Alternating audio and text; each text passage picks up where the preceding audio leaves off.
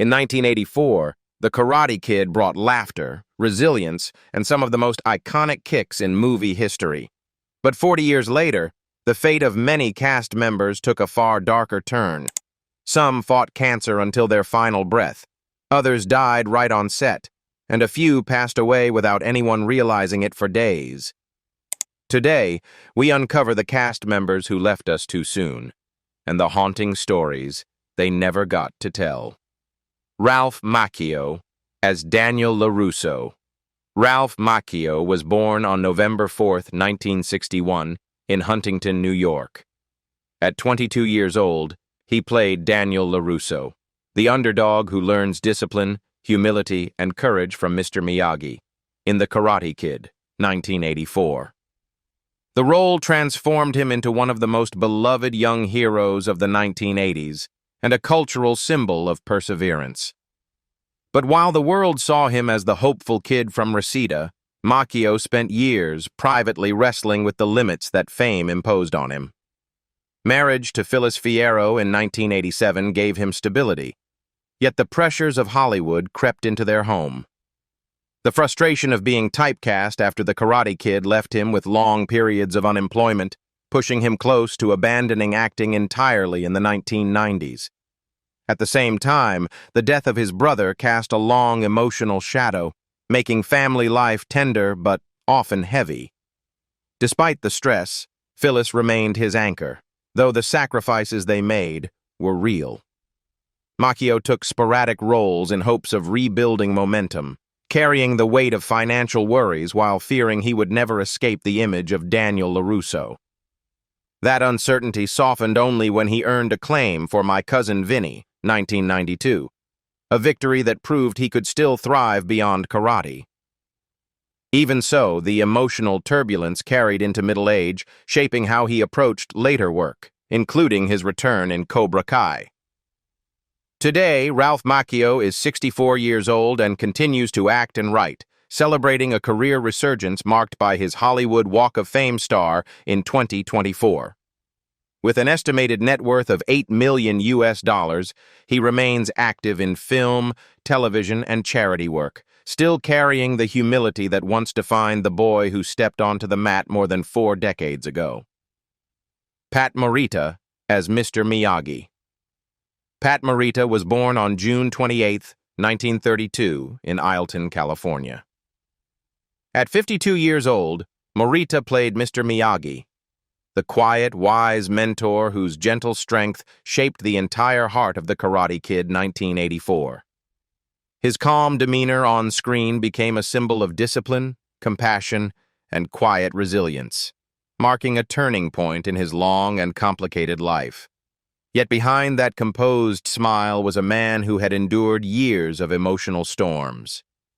His marriage to Kathleen Yamachi fell apart when alcoholism took hold of him, creating a cycle of arguments, guilt, and financial tension he could not escape. Hoping for a new beginning, he married Yukie Kitahara, but the scars of his past followed him. Even as his career rose with Happy Days, and later exploded with The Karate Kid, Morita felt trapped by stereotypes that reduced his talent to a single comedic mold. That frustration seeped into his personal life, deepening the cracks in his second marriage. As his emotional struggles grew heavier, his body began to show the cost. Years of drinking slowly destroyed his kidneys, and recurring infections made every day more exhausting than the last. When he finally found stability with Evelyn Guerrero, his third wife, it came at a time when his health was already deteriorating. Despite his success in projects like Mulan, he was fighting illness behind the scenes, pushing through pain to keep working because slowing down felt like surrender. Sadly, Pat Morita passed away on November 24, 2005, at his home in Las Vegas, at the age of 73, due to kidney failure from recurrent infections. He was cremated at Palm Green Valley, leaving behind a legacy that far outlived his fragile final years. By the time of his passing, his net worth was approximately $5 million. Martin Kove as John Kreese. Martin Kove was born on March 6, 1946, in Brooklyn, New York. At 38 years old, Kove played John Kreese, the fearsome Cobra Kai sensei whose no mercy command became one of the defining lines of The Karate Kid 1984. With a single role, he stepped into cinematic history as the embodiment of harsh discipline and ruthless determination. But the man behind Kreese struggled with a very different kind of battle. His 20-year marriage to Vivian Kove slowly collapsed under arguments about finances and the growing weight of raising their twins. As his career stalled after The Karate Kid Part 3, those pressures intensified and the strain at home grew unbearable. When the marriage finally ended, the emotional fallout shaped how he navigated his life and his career in the years that followed. The turbulence at home was mirrored by the toll his work took on his body. During the intense filming of Rambo, First Blood Part 2, he broke his nose multiple times, leading to chronic breathing issues and costly surgeries. With roles becoming scarce in the 1990s, the combination of mounting medical expenses and declining opportunities forced him to teach martial arts just to stay afloat. In 2025, Martin Kove is 79 years old and still holding on to the character that made him famous, returning as Kreese in Cobra Kai. He lives on an 11-acre ranch in Tennessee, dividing his time between meditation, karate training, horseback riding, and maintaining his cigar brand, The Prodigal Son. His net worth, shaped mostly by the resurgence of his role through Cobra Kai, is estimated at around $2 million. William Zabka as Johnny Lawrence. William Zabka was born on October 20th, 1965, in New York City.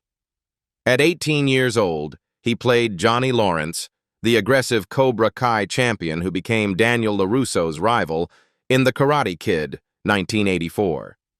The role turned him into one of the most recognizable teen antagonists of the decade and the face of karate bullies on screen. Yet behind that iconic image was a young actor struggling with the weight of being typecast. His early marriage before meeting Stacy Lynn Doss fell apart quietly, strained by financial pressure when he left Hollywood in 1990 to study directing after years of frustration with the Villain label. The setback left him juggling small jobs to stay afloat, and the disappointment hardened his resolve to reinvent himself. Even while appearing in films like Back to School, 1986, he battled constant doubt about whether the industry would ever allow him to grow beyond the character the world believed he was. As he pushed forward, the emotional fallout from his earlier marriage lingered. The frustration seeped into his creative work, especially during the years he tried to build a directing career, only to watch one independent film after another collapse financially. The instability placed tremendous pressure on his relationship with Stacy, but they chose to hold together, raising 2 children while he fought to reclaim his artistic voice. The turning point arrived when he co-produced Cobra Kai, reclaiming Johnny Lawrence as a broken man searching for redemption. In 2025, William Zabka is 60 years old and still deeply involved in the entertainment world, continuing to act, produce, and direct after 6 seasons of Cobra Kai. With an estimated net worth of $4 million, he has finally reached the balance he once believed would never come. Randee Heller as Lucille LaRusso. Randee Heller was born on June 10, 1947, in Brooklyn, New York. At 37 years old, Heller played Lucille LaRusso, the warm, determined single mother whose faith and optimism helped anchor Daniel's journey in The Karate Kid, 1984. Her performance added emotional balance to the film, making Lucille one of the most memorable maternal figures of the decade.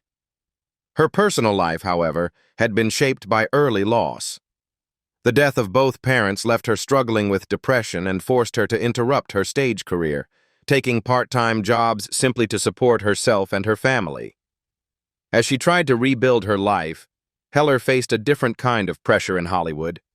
She was repeatedly typecast as a comedic side character, shutting her out of leading roles and breaking her confidence. Even with earlier success on soap, she considered leaving the industry completely after a series of Broadway disappointments that left her emotionally drained. Marriage brought both comfort and challenge.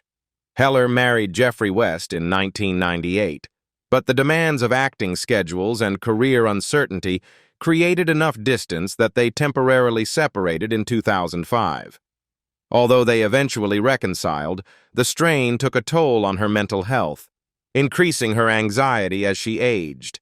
She continued working through those storms, taking roles in Bulworth and earning an Emmy nomination for Mad Men, all while managing fears about her heart health was closing in on her opportunities. Today, Randee Heller is 78 years old and remains active in television, often appearing in character-driven roles that rely on her emotional depth. Her net worth in 2025 is estimated at $1.5 million, accumulated through decades of acting and voice work. Elisabeth Shue as Allie Mills. Elisabeth Shue was born on October 6, 1963, in Wilmington, Delaware. At 20 years old, she played Allie Mills, the bright, confident cheerleader who became Daniel LaRusso's first love in The Karate Kid, 1984. Her natural charm brought warmth to the story and made Allie an unforgettable part of the film's heart. But beneath her rising Hollywood profile, Shue carried wounds that shaped her adult life. The sudden death of her brother William in 1988 shattered her emotionally, sending her into a deep period of grief that forced her to pause her career and step back from the spotlight. The tragedy left her navigating long days of sadness while still trying to stay present for her family, and the emotional strain spilled into her professional confidence. While she accepted smaller roles after adventures in babysitting, she often questioned whether she could still belong in an industry while she was breaking inside. Marriage to director Davis Guggenheim in 1994 gave her stability, but even this steady relationship was tested when Hollywood rumors briefly clouded their home. Shue worked through the emotional turbulence by returning to challenging roles, pouring her grief and insecurity into performances like Leaving Las Vegas, 1995, which earned her an Oscar nomination. In 2025, Elisabeth Shue is 62 years old and continues acting across film and television, including her acclaimed role in The Boys. With an estimated net worth of $20 million, she has built a career defined not just by talent, but by resilience. William Bassett as Mr. Mills. William Henry Bassett was born on December 28, 1935, in Evanston, Illinois. At 48 years old, Bassett played Mr. Mills, the stern and authoritative figure who added tension to Daniel's world in The Karate Kid, 1984.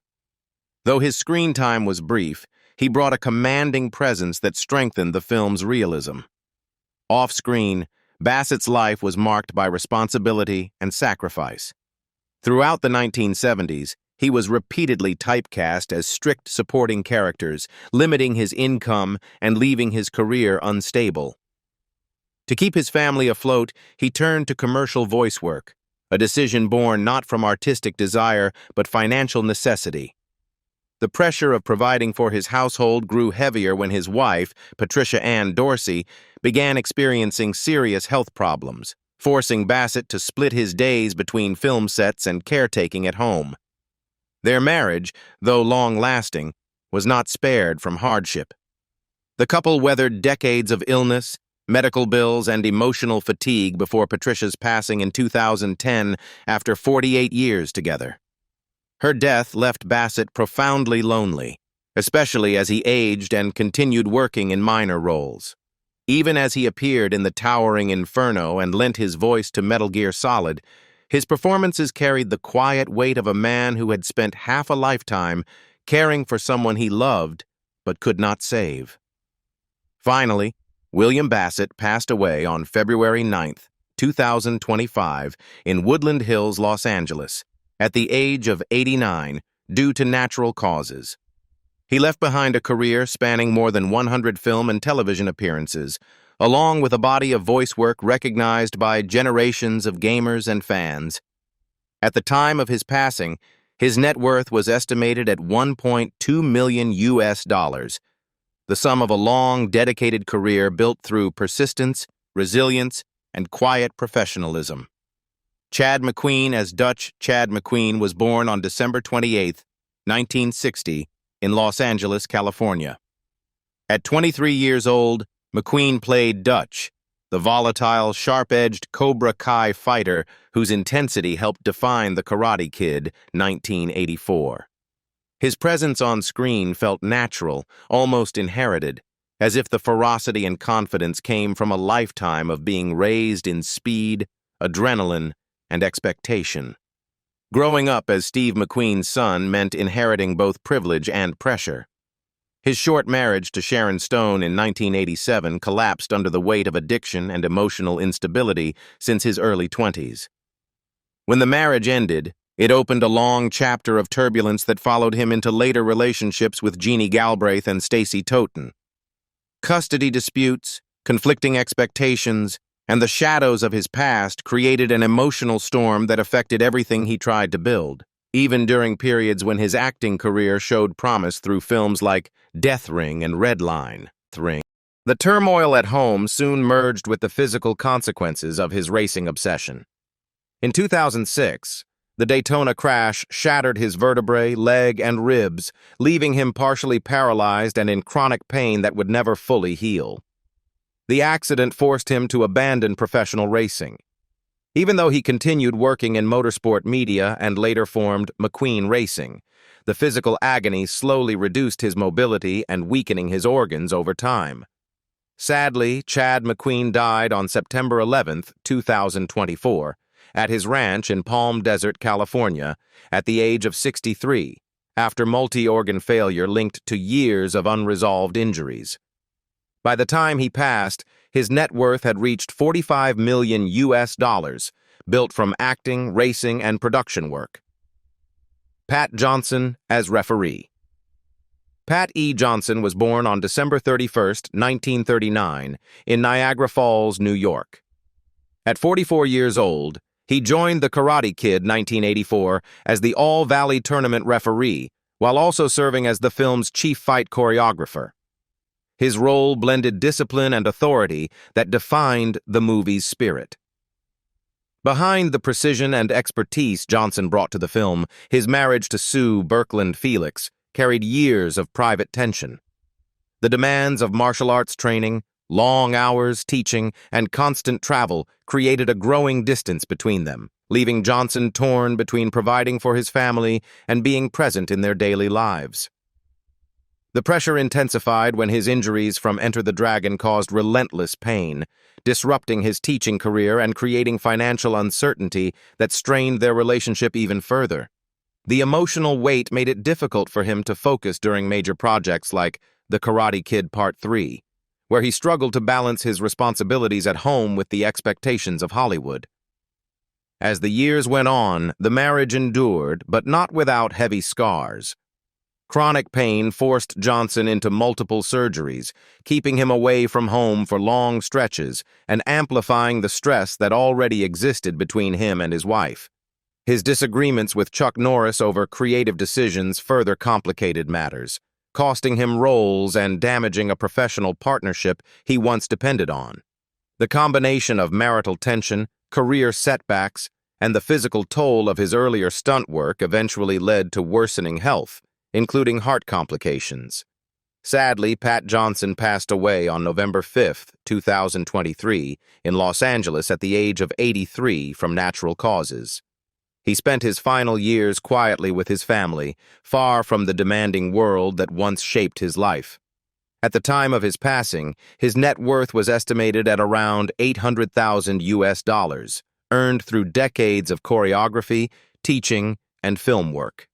Rob Garrison, as Tommy Rob Garrison, was born on January 23, 1960, in Wheeling, West Virginia. At 24 years old, he appeared in The Karate Kid, 1984, as Tommy, the impulsive Cobra Kai member known for the infamous body bag line. His youthful energy made the character memorable despite its small size on screen. Behind that short burst of fame, Garrison's life quietly unraveled. As he chose a single life, he carried his struggles alone, and the isolation deepened after he became typecast as a minor villain.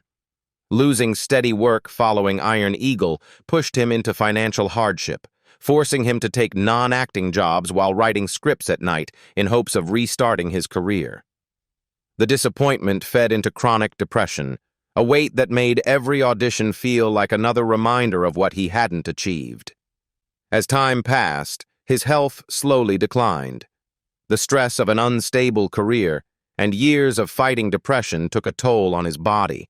Although he acted sporadically in shows like MacGyver, the emotional exhaustion grew heavier, eventually manifesting in respiratory problems that worsened toward the end of his life. Sadly, Rob Garrison passed away on September 27, 2019, at the age of 59, after a month of hospitalization due to kidney and liver complications linked to long-term health issues. His estimated net worth at the time of his passing was around $1 million, built slowly through decades of small roles, stage work, and his final appearance in Cobra Kai. Bruce Malmuth as ring announcer. Bruce Malmuth was born on February 4, 1934, in Brooklyn, New York. He joined the Karate Kid, 1984, at 50 years old, playing the energetic ring announcer who amplified the intensity of the All-Valley tournament. Though his role was brief, it became one of the memorable voices guiding the film's final showdown. Yet behind that confident voice was a man quietly collapsing under the weight of early career disappointments. After Nighthawks, 1981, was met with harsh criticism, Malmuth spiraled into depression, and alcohol briefly became his escape. The emotional damage from those failures intertwined with old trauma from his military years. His first marriage fell apart in 1970, a casualty of his non-stop work schedule and unresolved internal battles. Even after remarrying Barbara Malmuth and having 2 children, the pressure of trying to rebuild his directing career kept tension alive in the household. Those private crises seeped into his work. Although Hard to Kill, 1990, restored some commercial credibility, the years of instability left him exhausted, and constant disputes, like the behind-the-scenes conflict that got him fired from Stone Cold, only made the stress heavier. When he was diagnosed with esophageal cancer in 2004, his body simply could not withstand another fight. Finally, Bruce Malmuth died on June 29, 2005, at 71 years old, leaving behind a complicated legacy shaped by both resilience and tragedy. His estimated net worth at the time, about $1 million, reflected decades of directing, teaching, and acting. Tony O'Dell as Jimmy Tony O'Dell was born on January 30, 1960, in Pasadena, California. At 24 years old, he appeared in The Karate Kid, 1984, as Jimmy, one of the loyal Cobra Kai members surrounding Johnny Lawrence in every major confrontation. His brief but striking moments made him a recognizable part of the dojo's iconic lineup. Away from the film, O'Dell faced the complicated loneliness that often follows young actors who rise quickly but unpredictably. Without a public long-term marriage, he poured everything into his work, moving straight from the harsh Cobra Kai world into the sitcom Head of the Class. The sudden cancellation of the show after years of stability hit him harder than he expected, triggering a period of emotional exhaustion and an overwhelming sense of instability. Even as he appeared in smaller projects like Suddenly Susan, the lack of a personal support system made each setback feel heavier than the last. His commitment to work gradually shifted into unhealthy overdrive. The constant pressure to stay relevant, paired with the insecurity of inconsistent roles, pushed him into a cycle of work addiction that left him drained and isolated. As stress built, he experienced periods of fatigue and anxiety that slowed his pace. Now, Tony O'Dell is 65 years old and continues to act occasionally while focusing primarily on coaching young performers. His estimated net worth of $2 million reflects a lifetime spent balancing television roles, fan conventions, and teaching. Larry B. Scott as Jerry. Larry B. Scott was born on August 17, 1961, in New York City. At 23 years old, he joined The Karate Kid, 1984, as Jerry, one of the early All-Valley competitors defeated by Daniel. His brief role became a notable part of the tournament's momentum. Behind that youthful energy was a young actor quietly absorbing the sting of Hollywood's racial limitations. Throughout the 1980s, Scott found himself repeatedly boxed into stereotypes, pressured into comedic side roles that ignored his range. This constant typecasting, especially after Revenge of the Nerds, created deep emotional fatigue, pushing him toward therapy as he tried to protect his mental health. These frustrations bled into his professional choices. Roles like Space Camp and House of 1,000 Corpses proved he could break out, but the weight of being labeled the funny black guy lingered over every opportunity. As work slowed, the stress grew heavier, and Scott often retreated from the spotlight to regain balance. In 2025, Larry B. Scott is 64 years old, still occasionally acting while focusing more on directing and mentoring younger artists who face the same challenges he once did. His estimated net worth of $1.5 million reflects decades of persistence in an industry that never made the journey easy. Israel Juarbe as Freddie Fernandez. Israel Juarbe was born on March 1, 1963. At 21 years old, he joined The Karate Kid, 1984, as Freddie Fernandez, the friendly neighbor who first welcomed Daniel to Reseda. Though a small role, it gave him early visibility in Hollywood. The years that followed, however, were far less kind. After Beverly Hills Cop brought a brief spark of hope, Juarbe struggled to secure substantial roles, drifting between auditions that led to disappointment more often than work. The instability strained his emotional well-being, especially during the economic downturn of the 1990s, when he lost a steady job and felt his acting dreams slipping further away. That uncertainty pushed him behind the camera, where he worked in editing and small-scale production just to stay connected to the industry he loved. Even with films like Angels in the Outfield and Boogie Nights showcasing his talent, the lack of consistency left him in a cycle of rebuilding himself after every setback. Today, Israel Juarbe is 62 years old, still working occasionally in post-production while maintaining a modest but steady life. His estimated net worth of $2 million comes from decades of balancing acting, editing, and behind-the-scenes work. So that's all for today's video. Which actor's story shocked you the most? And who should we cover next? Let me know in the comments. And if you want more untold Hollywood stories, make sure to like the video, subscribe, and turn on notifications so you never miss a deep dive.